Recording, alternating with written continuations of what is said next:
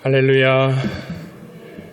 예수 그리스도의 은혜와 하나님의 사랑이 우리 성도들에게 늘 풍성히 있기를 축복합니다. 우리 옆사람 또 좌우 앞뒤 사람과 인사 한번 하겠습니다. 만나서 반갑습니다. 사랑하고 축복합니다. 잘 나오셨습니다. 고맙습니다. 우리 영평교회 오면 주님 만납니다. 할렐루야. 이곳에서 말씀 들을 때요, 하나님께서 영생의 확증을 허락해 주시는 거예요. 그래서 우리의 삶이 늘 기쁘고 충만한 은혜로서 나아가는 귀한 처소가 바로 우리 영평교회인 줄로 믿습니다. 오늘 말씀의 제목은 은혜 받은 자의 반응이라는 제목으로 말씀 선포하려고 합니다. 명절 잘 보내셨습니까? 명절날 얼마나 잘 보냈던지요. 우리 성도들이 섬겨주신 사랑과 또 아껴주신 그 마음을 가지고 명절을 저도 잘 보냈습니다. 그러다 보니까요, 오늘 보시는 바와 같이 잘 먹어서 잘 쉬어서 목사의 얼굴이 보름달이 되었습니다. 할렐루야. 저도 여러분들 보니까 저만 그런 게 아니네요. 여러분도 얼굴도 보름달이 떴어. 얼마나 밝은 보름달이 떴는지 하나님의 은혜인 줄로 믿습니다. 먹은 대로요, 몸이 반응을 하는 거예요. 살이요 막 쪄요. 여러분 체중계에 올라가지 않기를 바랍니다. 올라가면 아이고 할 필요가 없어. 일주일 내내 먹었잖아요. 그러니 몸이 당연히 반응한 겁니다. 살이 찔 수밖에 없는 거죠. 오늘 우리 권사님 기도해 주신 바대로 여러분 오늘 주님의 말씀을 먹을 때요, 음식 먹어 우리의 육이 살찌듯이요, 우리의 영도 버덩버덩 살찔 수 있기를 축복합니다. 여러분 오늘 하나님 예배 드리면서 또 말씀을 들으면서 영의 양식을 먹는 거잖아요. 우리가 이 영의 양식을 먹고 우리 영이 강건해서 하나님의 은혜 안에 살아갈 수 있도록 그렇게 힘쓰며 나아가는 저와 여러분 됐으면 좋겠습니다. 우리 사회는요, 정말 빠르게 변하고 성장하고 있습니다. 모든 분야에서 그 속도를 따라잡을 수 없을 만큼 급진적인 속도를 보여주고 있어요. 문명이 발달하고 있습니다. 경제가 성장합니다. 그리고 문화의 흐름, 그리고 유행은요, 하루아침에 달라지고 변하는 것이 바로 이 세상의 이치라고 하는 겁니다. 하룻밤 자고 나면요, 막 유행이 달라져요. 얼마나 빠르게 세상이 변해가고 있는지, 이 변해가는 이 속도를 따라갈 수 없을 만큼 우리가 버거운 인생을 살아가고 있습니다. 그래서 어떻게 이 세상을 살아가지? 라고 고민도 하긴 하지만 나도 모르는 사이에요, 이 세상의 흐름과 빠르게 흐르는 이 세상 속에서 우리는요, 적응하면서 살아가고 있습니다. 인간은 적응의 동물이라 그럴까요? 빠르게 변하는 세상에서 우리는 또한 너무나 쉽게 적응을 잘 하고 있습니다. 그리고 이 세상에 일어나는 여러 현상들에 우리는 빠르게 반응하면서 편리한 삶의 문명을 이루고 살아가고 있는 것입니다. 이 10년 전만 해도요, 제가 이제 신대원 대학원 다닐 때거든요. 그때 막 스마트폰이 나오기 시작했어요. 그때만 해도 이게 누르는 버튼을 눌러서 전화를 걸고 또 문자를 보내던 그런 시절이었는데, 이 앞서간 동기들이나 또 친구들이 스마트폰을 사용할 때 보면서 나는 어떻게 저거 사용하지? 내가 저거 사용할 수 있을까 염려가 됐거든요. 근데 요즘 보십시오. 손 안에 스마트폰 안 든 사람이 하나도 없습니다. 우리 모두 다 손 안에 스마트폰을 가지고 살아가죠. 그래서 손가락 하나 터치만 하면은 전화도 되고요, 문자도 보내지고요, 인터넷 속도가 얼마나 빠른지, 우리나라가 IT 세계 1위입니다. IT 강국이에요. 그러다 보니까요, 그 속도를 따라올 수가 없는 겁니다. 여러분 손끝 하나에 전 세계를 왔다 갔다 할 수 있는 시대가 되었다라고 하는 것이죠. 많은 어르신분들이 이거 어떻게 사용해 이랬어요. 근데 지금은요, 아주 쉽게 사용을 하고 있습니다. 뿐만 아니라요, 말 못하는 아이들도요, 지가 뭘 한다고 손가락으로 까딱까딱 누르고 있어요. 신기한 거 아닙니까? 이 뱃속에서부터 아마 그것을 습득하고 나온 것 같아요. 어디서 배웠는지 이 말 못하고 이제 막 기어다니는 아이들도요, 스마트폰 손에 딱 들려주기만 하면 지가 손가락으로 딱딱 누르고 있는 모습을 우리가 보곤 하는 것이죠. 이 옛날 이야기, 라떼 이야기를 하면 안 되는데, 저는 여러분들보다 그래도 약간 신세대니까, 그죠? 할렐루야. 이전에 생각해보면요, TV 채널 돌리려고 그러면 어떻게 했어요?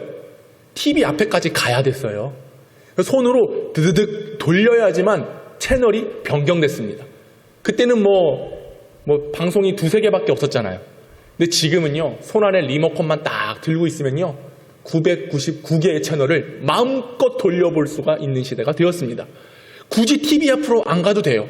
저 멀리 있어도요, 소리를 높였다 줄였다, 채널을 이거 봤다 저거 봤다 할 수 있는 시대입니다. 뿐만 아니라 이제는 말만 해도 TV 켜줘 이러면 TV가 팍 켜져요. 왜 저만 아는 세상입니까? 그런 세상이에요, 여러분. 예? 뉴스 틀어줘 이러면 뉴스가 막 나오는 시대가 돼버렸습니다. 여러분, 손 안에 리모컨, 스마트폰 하나만 있으면요, 자동차 시동도 그냥 켜져요. 예?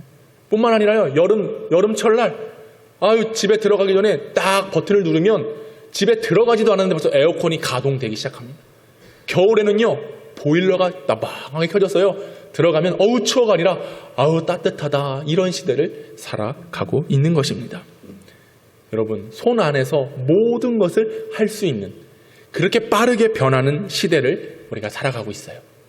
근데 우리가 거기에 주저하거나 멈춰 있는 게 아니라 너무나 빠르게 그 반응을 하면서 우리는 살아가고 있는 것입니다. 가끔 이 아파트 신방 가면요, 신기한 게 있어요. 그게 뭐냐? 그 집 현관 번호 딱 누르면 문이 쫙 열려지잖아요. 그런데 신기하게 엘리베이터가 1층에 와 있어요. 안 가봤어요? 안 가봤으면 말을 하지 말아요. 네? 그 집에, 아파트에 사는 그 차량이요, 차량 게이트를 통과하는 순간 벌써 그걸 다 인식해요. 몇 동 몇 호에 사는 누군가가 들어왔구나. 그럼 주차 딱 끝내고 아파트 딱 올라가려고 하는 순간 엘리베이터가 와 있다니까요. 그리고 뿐만 아니라 고층에 사는 분들이요, 현관문 딱 여는 순간 1층에 있던 엘리베이터가 그 층으로 딱 올라와요. 신세계예요. 아주 신기한 거를 제가 봅니다. 여러분, 제가 사는 사택은요, 그냥 올라오시면 돼요. 예? 엘리베이터 누를 것도 없어. 그냥 올라오시면 되는 거예요. 할렐루야. 여러분, 우리가 살고 있는 시대가 이렇게 됐습니다. 최근에 뉴스 보니까 우주여행 2박 3일 동안 갔다 왔다. 이 우주여행이 가능한 시대가 열렸어요. 자동차도 이제 여러분 면허 필요 없어요. 자동으로 운전하는 자율주행의 시대가 열렸습니다. 서울에서 부산까지요, 20분 만에 간다고 하는 기차가 곧 생겨요. 이게 가능할까? 꿈 아니야? 아닙니다. 현실이 눈앞에 다가와 있는 것입니다. 이런 자동화 시스템에 대해서 제가 어떤 전문적인 지식은 없지만 이런 걸 뭐라고 그러냐? 인터페이스라고 합니다. 인터페이스. 무슨 뜻이냐면 우리의 손, 감각이죠. 그리고 청각, 시각을 통해서 사물과 인간 사이의 경계를 연결해주는 상호작용, 이것을 바로 인터페이스다라고 이야기를 합니다. 그래서 여러분, 우리가 눈만 깜짝해도요, 모든 것들이 진행돼요. 손 터치만 하나 딱 하게 되면 모든 것들이 실행되는 시대가 바로 우리가 살아가고 있는 시대입니다. 근데 인터페이스의 가장 중요한 덕목은 뭐냐면 빠르게 반응하는 겁니다. 빠르게. 그리고 그 빠르게 반응한 것이 정확해야 돼요. 이게 왜 중요하냐? 많은 것들이 자동화되어 있고 기계화되어 있다 보니까 이게 자칫 오류를 발생하게 되면 어떤 생산에 큰 문제가 생기는 거예요. 기계가 원활하게 돌아가야 되는데 기계가 멈춰버리잖아요? 그럼 생산이 불가능한 겁니다. 그걸로 인하여 경제적 손실을 입을 수 있게 된다는 거예요. 인터넷, 그 안에는 수많은 정보가 있습니다. 근데 여기에 오류가 생기잖아요? 우리의 개인정보가 다 빠져나가는 거예요. 철저하게 보완해야 될 기밀들이 누설되기 시작하면요, 사회와 그리고 전 세계가 마비에 이르게 되는 겁니다. 여러분, 그래서요, 정확해야 되는 겁니다. 그리고 그 반응함이 빨라야지만 우리가 살고 있는 모든 생활 속에서 편리하고 안전하게 살아갈 수 있게 된다는 것이죠.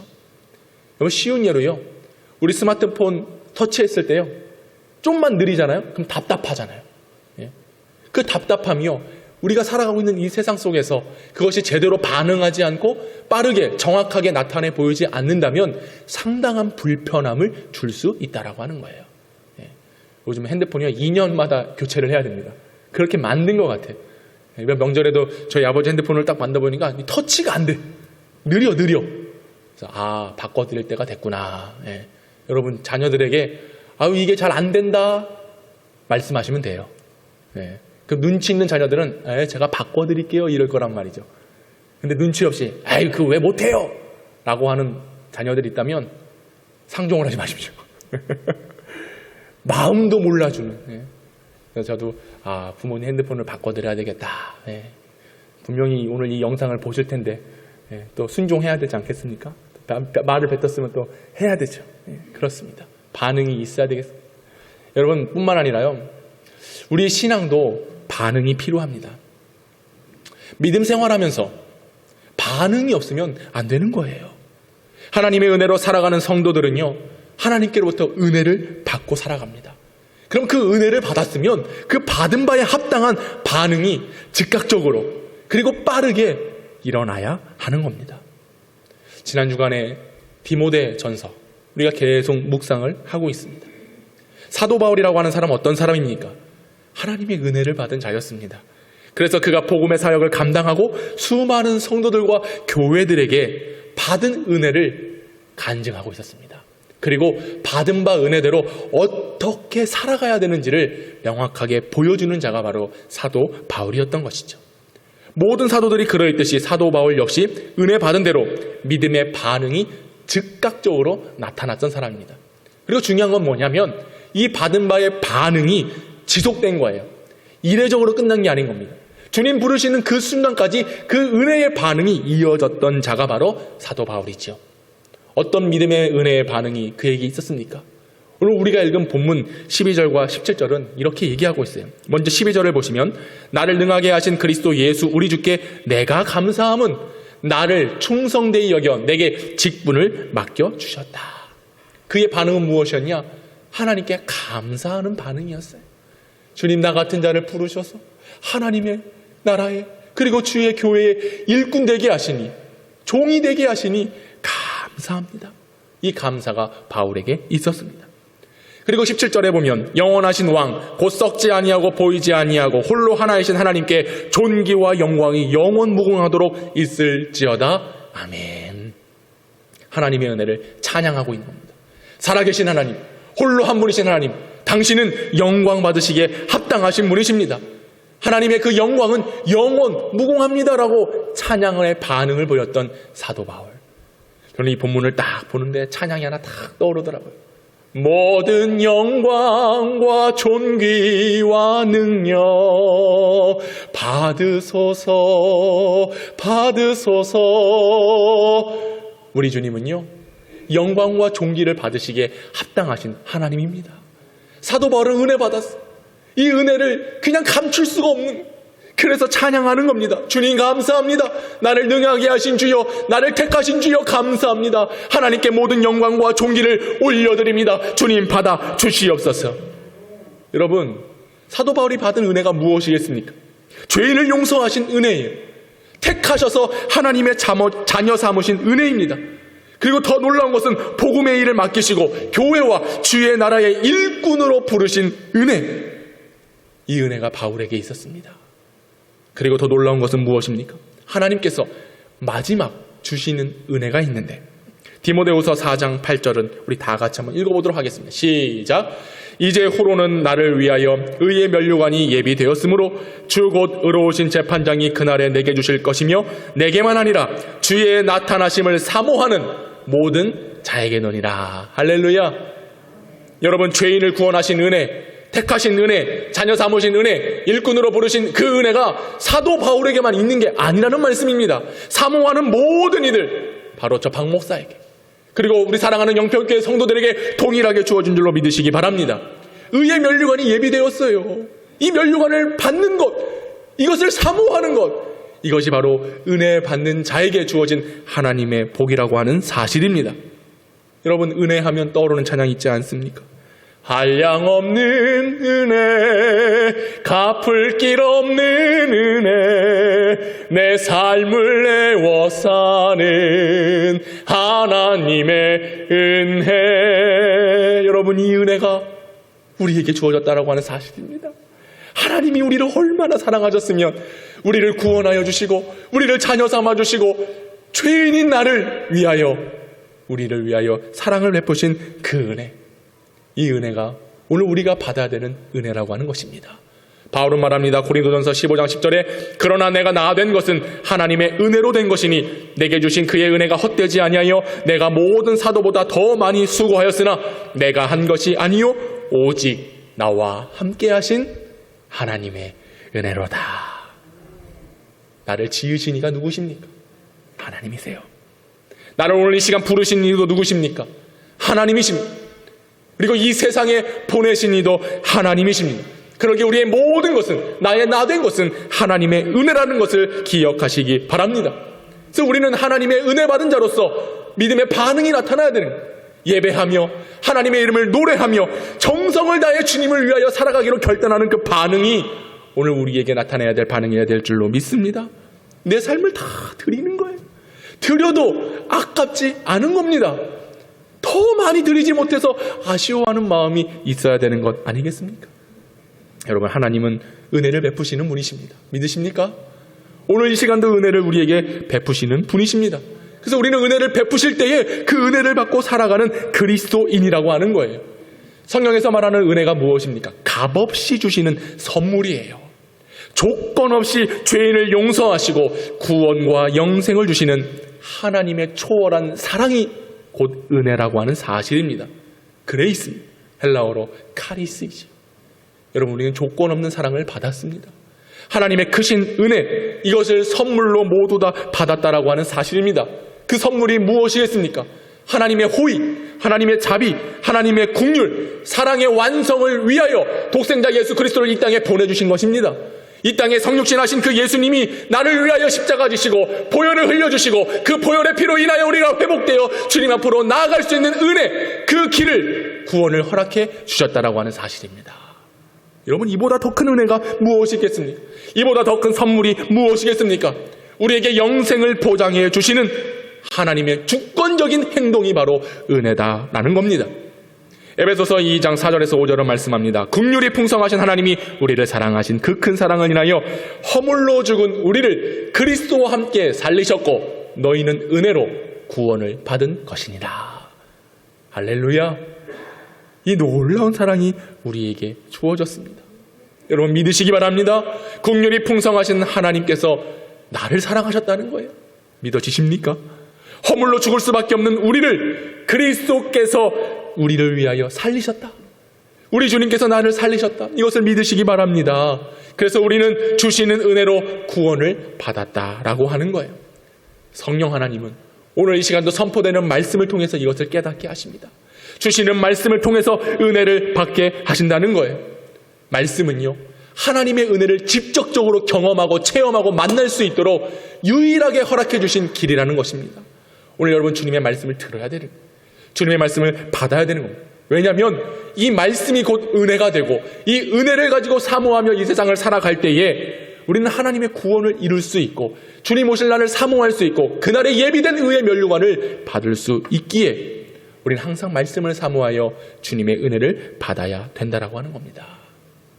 그런데요, 하나님의 말씀을 듣고도 믿음으로 반응하는 자가 있는가 하면 반응하지 않는 모습도 왕왕 있다라고 하는 겁니다. 왜 그런 모습이 우리에게 있을까? 여러분, 어떠십니까? 말씀 들을 때에, 구원받았을 때에 그것에 대한 은혜의 감격이 여러분의 삶에, 믿음 생활의 반응으로 나타나고 있습니까? 아니면 그저 잠잠히 아무렇지도 않은 그런 모습이 우리에겐 있지는 않는지요? 여러분, 사도 바울의 다메섹 사건을 잘 아시지요? 우리가 지지난주에 계속 2주의 연속 동안 사울이 하나님의 은혜를 받아 바울이 된 사건을 우리가 함께 살펴보았습니다. 오늘 본문 13절에도 나와 있듯이요, 사울은 어떤 사람이었는지, 바울은 비방자요, 박해자요, 폭행자였습니다. 15절에도 말합니다. 죄인 중에 내가 괴순이라. 바울이라고 하는 사람은 예수의 이름을 핍박한 자였습니다. 성도들을 박해하는 자였습니다. 죄인이었고 그런 일에 가장 앞장선 자가 바로 바울이라고 하는 사람이었습니다. 그런데 하나님께서 그 바울을 만나주셨어요. 비방자였고 박해자였고 폭행자였고 죄의 괴수였던 그 바울을 만나주셨을 때에 그는 복음의 메인자가 되었습니다. 주의 사랑에 묶인 자가 되었습니다. 갚을 수 없는 죄의 용서함을 받아서 이제는 자신의 삶이 아니라 오직 예수의 이름을 위하여 나아가는 믿음의 사람, 주의 종이 되었다라고 말합니다. 오늘 본문의 14절은 말하지요. 우리 주의 은혜가 그리스도 예수 안에 있는 믿음과 사랑과 함께 넘치도록 풍성하였다. 바울에게 이 은혜가 풍성히 넘쳐났습니다. 이 본문을 세번역 성경으로 보니 이렇게 말씀합니다. 우리 주님께서 나에게 은혜를 넘치게 부어주셔서 그리스도 예수 안에서 얻는 믿음과 사랑을 누리게 하셨습니다. 여러분, 우리가 하나님의 말씀을 듣고요, 믿음대로 살아간다는 것은 무엇이냐? 주 은혜 안에서 누리며 살아간다는 것을 의미하는 것입니다. 은혜는 무엇이냐? 누리도록 이끌어 가신다라고 하는 사실이에요. 여러분, 우리가 하나님의 자녀라는 사실을 믿으십니까? 하나님의 자녀예요. 더 이상 우리는 죄의 종이 아니라는 말입니다. 왕 같은 제사장이 되었다는 거예요. 여러분, 저희 자녀들이요, 저희 집에 같이 살잖아요. 근데 냉장고 문 열 때요, 아빠, 엄마 냉장고 문 열어도 돼요? 허락받지 않아요. 식탁 위에 올려져 있는 빵, 과자 먹을 때 이거 먹어도 돼요? 라고 허락받지 않아요. 자기 마음대로 문 열고요, 자기 필요한 거 있으면 거기서 꺼내다가 먹습니다. 필요한 거 있으면 채우는 거예요. 자러 갈 때 저 자도 돼요? 허락받지 않고 그냥 잡니다. 그냥 안방이요, 지 마음대로 그냥 쓸 수 있는 공간인 거예요. 왜요? 아버지 집이니까. 아버지 집. 아버지 집. 이게 누리는 거예요. 누리는 거. 여러분, 우리는 구원 얻었잖아요. 은혜를 받고 살아가고 있잖아요. 근데 수많은 성도들이 이 세상을 살아가면서 하나님의 은혜를 누리지 못하고 있어요. 누리지 못하고 늘 억압되어 있습니다. 신앙의 자존감이 너무 낮아요. 하나님 주시는 은혜는 우리를 죄에서 의인으로 바꿔주신 거거든요. 세상의 종이 아니라 하나님의 종으로 바꿔주신 거거든요. 더 이상 우리는 멍에를 질 필요가 없습니다. 하나님께서 자유함을 주셨습니다. 그런데 성도들은 여전히 나는 죄인이에요, 나는 부족해요, 나는 힘이 없어요 라고 절망하며 그런 인생을 살아간다는 겁니다. 하나님께서 주시는 은혜는 무엇이냐? 누리도록 주시는 은혜입니다. 누리도록. 영생을 누리고 구원을 누리고 하나님의 사랑을 누리도록 주신 거라고 하는 거예요. 여러분, 이 세상을 살아갈 때 담대함으로 믿음의 본을 보이며 살아갈 수 있기를 원합니다. 그 누군가가 나를 바라봤을 때 저 사람에게는 그 안에 예수가 있다, 저 사람은 그래도 믿음의 사람이다 라는 걸 나타내 보여야 되는 거 아니겠습니까? 누리지 않고 그런 삶을 살지 못하니까 내가 교회 다니는 것조차도 몰라, 내가 신앙인인 것을 많은 사람들이 인정하지 않는 겁니다. 왜 그렇습니까? 내 삶에서 은혜의 반응이 나오고 있지 않기 때문에 그렇습니다. 성경이 말하는 게 뭐겠습니까? 서로 사랑하라는 거잖아요. 용서하라는 거잖아요. 품어주고 인내해주라는, 오래 참으라고 하는 거잖아요. 그런데 많은 사람들이, 특히나 교회를 출입하는 자들이 사랑이 메말랐어. 용서는 무슨, 내가 죽을지언정 절대 용서 못해. 내 눈에 흙이 들어와도 용서할 수 없는 겁니다. 품어줘? 뭘 품어줘요? 그저 누군가가 나를 품어주기만을 바라지 내가 먼저 다가가고 내가 먼저 손 내미는 것 보기 어렵습니다.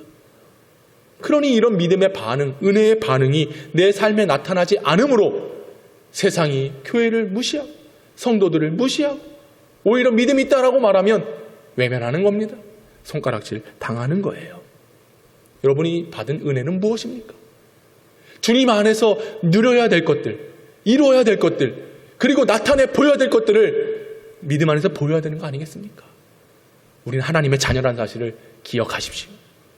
이 안에서 신앙의 자존감을 높여서 내 아버지가 하나님이시다, 나의 주인이 하나님이시다, 내 인생을 붙드시는 분이 하나님이시다, 이 믿음으로 살아갈 수 있기를 축복합니다. 그러면 은혜를 저절로 누리게 되는 거예요. 반응이 나타나 보일 수가 있다라고 하는 것이죠. 카이스트 대학에서 교수로, 그리고 미국 스탠퍼드 대학에서 교수로 안정된 삶을 살았던 최하진 박사라는 분이 계십니다. 근데 이분이 갑자기 하나님의 부르심을 받아요. 은혜를 받게 됩니다. 그래서 그가 가지고 있던 명예, 지식, 부를 과감하게 내려놓고 중국 선교를 떠나게 됩니다. 그분에 대한 많은 이야기가 있지만 중국에 가서 열방학교를 세웁니다. 자신이 교수였고 또 지식이 있고 학식이 있으니까 아이들을 가르치기 위해 학교를 세운 거예요. 근데 거기서 내가 선생님이야, 내가 교수야, 내가 돈이 있어, 명예가 있어 라고 말하지 않고 그는 그 학교의 청소부로, 그리고 수위 아저씨로 가장 낮은 자리에서 학생들을 섬겼습니다. 그는 말합니다. 신앙은 무엇이냐? 신앙은 반응이다. 하나님께서 부르시면, 하나님께서 내게 은혜를 주시면 그 은혜에 반응하는 것이 신앙이다라고 이야기하고 있습니다. 최하진 교수의 이 반응이라고 하는 책을 제가 서치를 쫙 해봤는데요. 곳곳에 그가 반응했던, 하나님 말씀하시면, 하나님 음성 주시면, 뜻을 알려주시면, 은혜를 주시면 그 은혜대로 반응하는 삶을 살았다라고 하는 것입니다. 여러분, 신앙의 질은 어디서 판명이 나느냐? 반응하는 데서 판명이 나는 것입니다. 하나님의 뜻대로 반응하면요, 하나님 우리의 삶을 끊임없이 간섭하세요. 이끌어주세요. 붙들어주세요. 복되게 하세요. 여러분의 삶을 능력으로 이끌어 주신다라고 하는 사실입니다. 믿으시기 바랍니다. 우리 사랑하는 영평교회 성도들의 삶이요, 믿음 안에서 반응이 일어나야 돼요. 하나님을 향한 반응이 그렇게 용솟음쳐 일어날 때에 하나님은 여러분의 삶을 간섭하신다니까요. 붙드신다니까요. 복의 길로 인도하신다니까요. 아멘 할 때 더 큰 은혜가 있게 될 줄로 믿습니다. 여러분, 그것을 우리가 기억하고 주님께로 향하여 나아가는 거예요. 사랑하는 여러분, 다 내려놓고 다 포기하고 그렇게 나아가면 참 내가 손해보는 것 같을 수 있어요. 그런데 그의 인생을 하나님께서 붙드셨다는 겁니다. 뿐만 아니라 우리의 인생도 그렇습니다. 모든 건 하나님께 다 맡기고 하나님께 주장된 삶을 살아간다면 우리의 인생을 책임져 주시는 거예요. 왜 말씀 듣고도 반응하지 못하느냐? 여전히 내 거 붙들고 있기 때문에, 내 거 내려놓지 못하기 때문에 그렇습니다. 나 자신과 세상을 위하여 살아가기 때문에 하나님 앞에 반응하지 않는 것입니다. 나 자신이 원하는 것이 아니라 하나님께서 원하시는 것을 이루며 살아갈 수 있기를 원합니다. 하나님께서 말씀하신 바를 뜻한 바대로 순종하며 살아갈 수 있기를 바랍니다. 이런 반응이 일어날 때에 하나님은 내가 알지 못하는 것으로 응답하시고 채워주시고 이끌어 주시는 거예요. 문제는 뭐예요? 항상 나라고 하는 거예요. 내가 반응하지 않는 이유는 바로 내 중심. 여러분, 그리스도인은요, 하나님을 절대화하는 거예요. 하나님만을 위하여 살아가는 거예요. 그분을 온전히 믿고 따르는 것, 이것이 오늘 우리에게 나타내야 될 반응이 되어야 된다고 하는 겁니다. 이 반응은 한 번으로 끝나서는 안 돼요. 반복적이어야 돼요. 즉각적이어야 돼요. 지속적으로 연결되어야 한다는 것입니다. 하지만 우리는 늘 육신의 일과 세상의 일에 유착되어 있습니다. 딱 붙어 있어요. 그리고 내 생각, 내 주관에 고착되어 있어요. 굳어져 있습니다. 그러다 보니 내 믿음의 반응이 아무리 풍성한 은혜가 부어졌다라고 할지라도 그 은혜대로 반응하지 못하는 겁니다. 예수님 말씀하세요. 마태복음 11장에 이 세대를 무엇으로 비유할까? 비유하건대 아이들이 장터에 앉아 제 동물을 불러 이르되 우리가 너희를 향하여 피리를 불어도 너희가 춤추지 않고 우리가 슬피 울어도 너희가 가슴을 치지 아니하였다 함과 같도다. 이 시대가요, 그런 시대가 돼버렸어요. 피리 불고 음악이 나오면 움직여야죠. 춤춰야죠. 그런데 아무 감각이 없는 거예요. 옆에서 슬피 울면서 울고 있는데도 그저 메말라 버렸어. 왜 그런데? 이 시대는 말씀이 홍수같이 넘쳐나는 시대입니다. 이전에는요, 그 말씀, 주님 주시는 그 음성 듣기 위해서 먼 거리도 마다하지 않고 몰려들어서 주의 말씀을 들었습니다. 근데 여러분, 이 세상이 너무나 편리한 세상이 되다 보니까 집에 앉아서도, 아니요, 누워서도 손 하나 까딱 하면 리모컨 돌리면 설교 말씀이 들려요. 그러니 그 말씀 듣는 겁니다. 그걸로 예배드렸다. 점점 그렇게 될수록 우리는 이 말씀이 아무리 풍성한 은혜가 넘쳐나도 아무 감정에 흔들림이 없어. 로봇. 여러분, 설교하다 보면 제가 때로는 답답할 때가 있어요. 왜요? 막 불같은 하나님의 은혜를 주셔서 저는 막 뜨겁게 선포하고 선언하는데 성도들이 저게 무슨 말이야? 목사님 오늘따라 왜 이렇게 또 소리를 지르신대? 그러는 순간요, 귀가 닫혀요. 마음이 닫혀요. 닫혀버렸으니 열려진 하나님의 은혜의 자리로 나아가지 못하는 겁니다. 사랑하는 여러분, 주의 말씀 들을 때요, 정말로 내게 주실 말씀이 무엇인가 집중하여 그 말씀 받으시기 바랍니다. 때로는요, 귀에 거슬릴 때도 있어요. 또 순종하라네, 또 뭐 헌금하라네, 또 봉사하라네. 아이, 뭐 내가 이 나이에 또 뭘 해. 약간 거슬릴 수도 있어요. 그런데요, 여러분, 항상 말씀드리지만 하나님은 여러분들을 복되게 하시기 위하여 주시는 말씀이라는 거예요. 여러분 살리려고 주시는 말씀이지 그 말씀 먹고 죽어라라고 하는 하나님은 없습니다. 여러분 주시는 음성에 주여 내가 하겠습니다. 주여 내가 앞장서겠습니다. 주여 내가 헌신하겠습니다.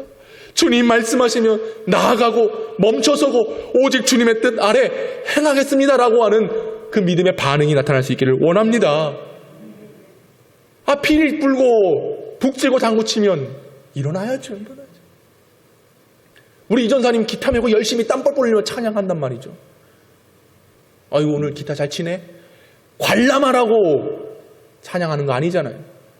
나는 우리 교회 찬양 소리가 저 문 밖을 삐져나갔으면 좋겠어요. 오늘 예배 드리는 가운데 옆에 사는 사람이 와서 좀 조용히 합시다. 시끄러워서 살 수가 없네. 난 이 소리 한번 들어봤으면 좋겠어. 조용해가지고 찬양을 하는 건지 연부를 외우는 건지. 예? 사랑하는 여러분, 주님 찬양할 때 그리고 하나님 말씀 들을 때 하나님을 예배할 때 고든 자가 되지 맙시다. 목이 곧아서 마음이 곧아서 생각이 곧아서 고착되어 있는 게 아니라 그 은혜가 얼마나 감사해요. 그 사랑이 얼마나 놀라워요. 주님 앞에 뜨겁게 찬양하고 예배할 때면 이곳에 올라올 때면 그 누구보다도 가장 기쁘게 하나님의 은혜를 누릴 수 있는 성도들 될 수 있기를 바랍니다. 그런 교회가 우리 영평교회예요. 그렇죠? 그러지 않다라고 말씀드린 게 아니라요. 그런 교회라는 것을 제가 각인시켜 드리는 거예요. 이 문을 열 때 들어올 때마다 야 이곳은 생기가 있다. 생동감이 있다. 목사님은 잘생겼다. 할렐루야. 네. 이걸 끊임없이 반응으로 나타나야 되는 거예요. 그럴 때 하나님께서요 여러분의 삶을 더 큰 은혜를 이행할 수 있도록 주시는 거예요. 준 게 10가지라고 한다면 그 100가지 이상으로 해내야죠. 그래야 더 많은 것으로 내게 더해 주시는 그 은혜가 있게 되는 것입니다. 방금 우리가 본문 마태복음 11장 읽었지만 그 마지막 말씀이 무엇인지 여러분 잘 알고 있을 겁니다. 마태복음 11장 28절 다 같이 한번 읽어볼까요? 시작. 수고하고 무거운 짐진 자들아 다 내게로 오라. 내가 너희를 쉬게 하리라. 할렐루야. 이 말씀의 연결고리를 한번 생각해 보세요. 반응하지 않는 시대에 예수님은 뭐라고 말씀합니까? 수고하고 무거운 짐 때문에 힘들어하지 말고 나한테 와. 내게 오면 너희가 쉼을 얻어, 안식을 얻어, 평화를 얻어, 기쁨을 얻어, 자유를 얻어, 그곳에 구원을 얻게 될 거야 라고 말씀하시는 거 아니겠습니까? 반응이 없으면 쉼을 얻지 못하는 거예요. 반응이 없으면 늘 무거운 짐을 나 홀로 지고 견디다 못해 쓰러지게 되는 겁니다. 근데 여러분, 주님 앞에 나오기만 하면, 주님을 찾기만 하면, 주의 말씀을 듣기만 하면, 주의 이름을 찬송하기만 하면, 영평교회에 오기만 하면 수고하고 무거운 짐을 다 내려놓고 주께서 주시는 평안을 얻게 될 줄로 믿습니다. 이런 반응이 막 우리의 교회 안에, 생명 안에 넘쳐나야 되는 것 아니겠습니까? 오늘 15절 말씀은 말씀합니다. 본문 15절인데요. mit보다 모든 사람이 받을 만한 이 말이요 그리스도 예수께서 죄인을 구원하시려고 세상에 임하셨다 하였도다. 수고하고 무거운 짐을 내려놓는 게 무엇이겠습니까? 이 말씀을 직역하면 이렇습니다.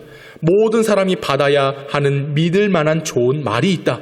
그 말은 무엇이냐? 그리스도 예수께서 죄인을 구원하신다는 말이니라. 이거예요. 수고하고 무거운 짐을 어떻게 내려놓느냐? 어떻게 믿음의 반응이 나타나느냐? 주께서 구원하신다는 그 음성을 들을 때입니다. 그 음성을 듣게 되면 주의 은혜 안에서 우리가 누리며 살아갈 수 있는 거예요. 주의 사랑을 누리며 살아갈 수 있게 된다는 것입니다. 사랑하는 여러분, 주님 오늘도 우리에게 말씀하세요. 그 말씀은 우리를 살게 하는 말씀입니다. 여러분이 믿음 안에서, 은혜 안에서 누려 귀한 복을 받도록 허락해 주시는 하나님의 은총입니다. 우리가 어떻게 반응해야 되겠습니까? 감사함으로 주님 앞에 나아갈 수 있기를 바랍니다. 모든 것이 감사한 거 아니겠습니까? 섬길 교회가 있는 게 감사한 겁니다. 사랑하는 자녀들이 있고 가정이 있고 형제가 있고 자매가 있고 나라가 있고 하나님의 이름을 부를 수 있는 힘이 있고 이 모든 게 다 감사 제목이라고 하는 거예요. 바울은 얘기하잖아요. 나를 능하게 하신 그리스도께 감사합니다. 이 능하게 하신다는 게 뭐냐? 강하게 하신다는 거예요. 힘을 주신다는 걸 붙들어 주신다라고 하는 겁니다.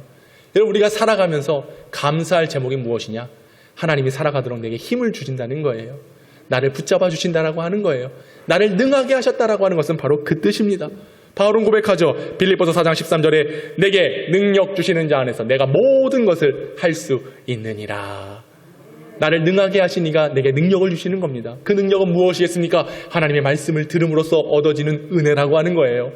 우리가 모든 것을 할 수 있다라고 하는 것은 무엇이냐? 은혜를 받아야, 말씀을 들어야, 주의 사랑에 붙잡혀야 모든 것을 할 수 있다라고 하는 겁니다. 주님은 이런 하나님이십니다. 우리를 붙잡아 주시고 강하게 하시고 능력으로 이끄시는 하나님. 성도의 반응은 오직 주의 은혜에 대한 감사인 것입니다. 사람들이 불평불만 많이 해요.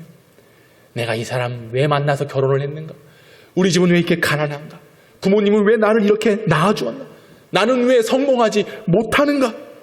자꾸 과거와 현재에 대해서 불평을 늘어놓는데, 믿음에 반응하는 자, 은혜에 반응하는 자들은요, 그 모든 상황을 다 감사로 해석하는 겁니다.